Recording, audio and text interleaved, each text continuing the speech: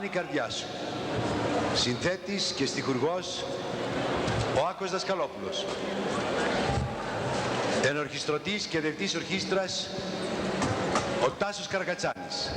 Ερμηνεύτρια του τραγουδιού η Ελένη Δήμου. Ελένη Δήμου, Τάσος Καρακατσάνης.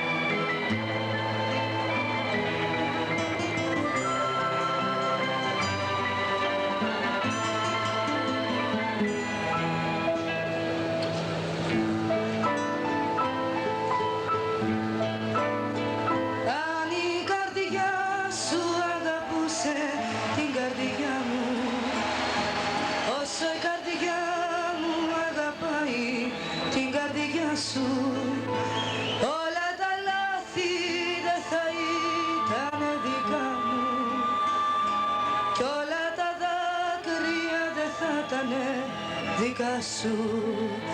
Αν η ζωή σου ήταν μέσα στη ζωή μου, ένα τραγούδι ταπεινό και μετρημένο, τότε δεν θα ήταν η ζωή σου στη ζωή μου. Ένα λουλούδι σε ένα βάζο ραγισμένο.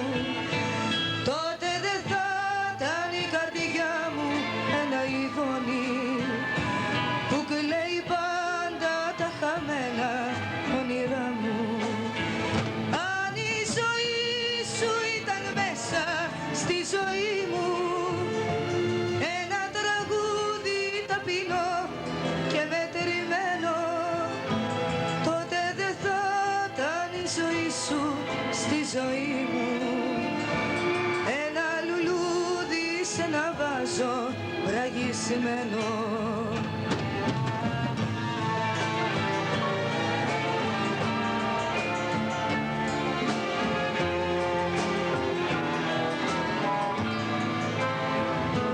Τότε δεν θα ήταν η ζωή σου στη ζωή μου, ένα λουλούδι σε ένα βάζο βραγισμένο.